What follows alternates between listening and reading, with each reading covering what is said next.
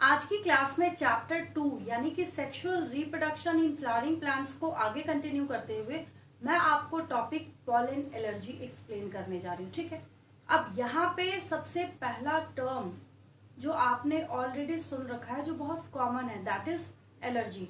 Commonly आपने लोगों को बोलते हुए सुना होगा, वो ऐसा अक्सर बोलते हैं, मुझे इस चीज से एलर्जी है, मुझे डस्ट से एलर्जी है, ठीक है, मुझे पॉलन से एलर्जी है, ऐसा आपने बोलते हुए सुना होगा। अब इसका यहाँ पे मतलब ये निकलता है कि कोई एक ऑर्डिनरी सी चीज है, ठीक है, जो उस ह्यूमन बीइंग के बॉडी के इम्यून सिस्टम को क्या करता है, वो हाइपर एक्टिव कर देता है। ठीक है, अब मैंने यहाँ पे हाइपर क्यों बोला है उसको समझिए। यहाँ पे आप हाइपर मैंने इसलिए बोला है कि आपकी बॉडी का इम्यून सिस्टम 24/7 वर्किंग कंडीशन में होता है।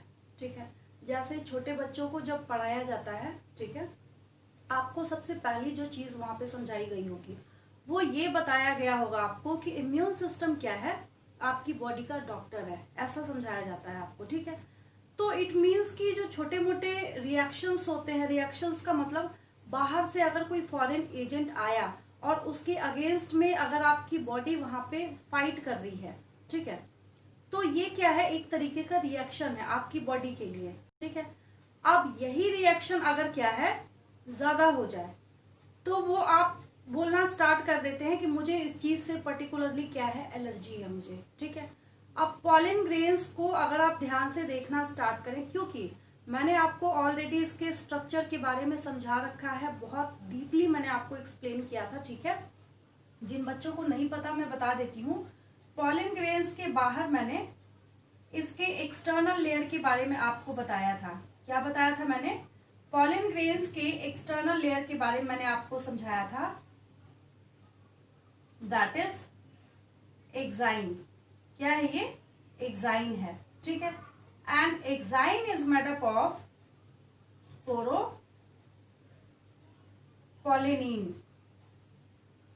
ठीक है, exine is made up of sporopollenin. ठीक है, अब यहाँ पे इसका आपकी बॉडी में कोई काम तो है नहीं, इस स्पोरोपोलिनिन का या इस एक्साइन का आपकी बॉडी में कोई काम तो है नहीं। ठीक है, तो ये आपकी बॉडी में जाने के बाद क्या करेगा, एलर्जी कॉज करने का काम करता है। तो ऑर्डिनरी, मैंने आपको पहले ही बोला कि कोई भी ऑर्डिनरी चीज भी हो सकती है, बट आपकी बॉडी के इम्यून सिस्टम को वो हाइपर एक्टिव करने का काम कर देगा वहां पे।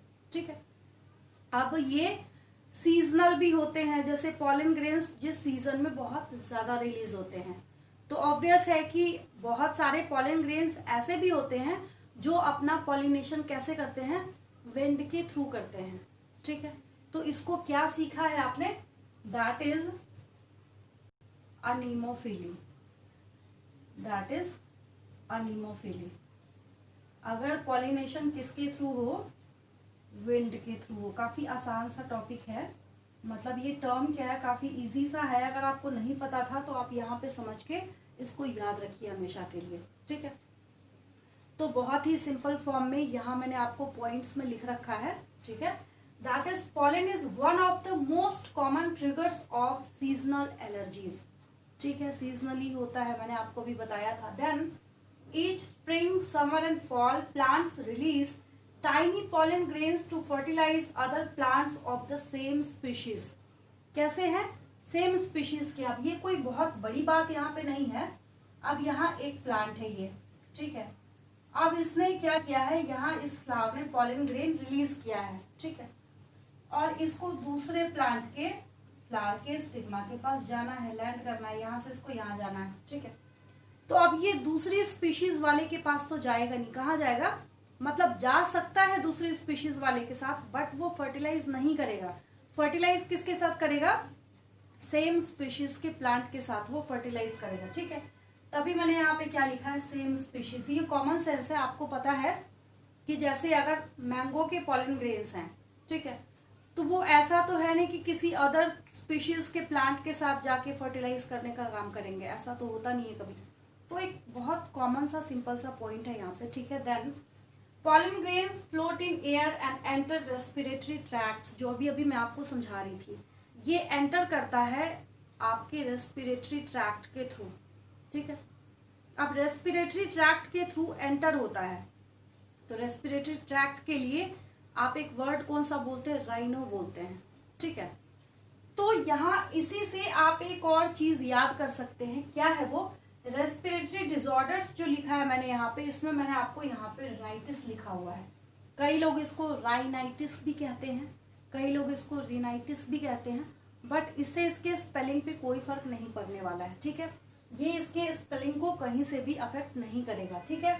देन अस्थमा बहुत कॉमन है, पता है आपको, ब्रोंकाइटिस है, सारी चीजें आपको आगे जाके डिटेल्स में पढ़नी होती हैं, ठीक है। देन ब्रोंकियल एलर्जी भी कॉज करने का काम करेगा। हाँ, एक यहाँ पे स्टार मार्क का क्वेश्चन आपके लिए, क्या वो ये है कि हे फीवर को कॉज करने का काम कौन सा पॉलन ग्रेन करता है।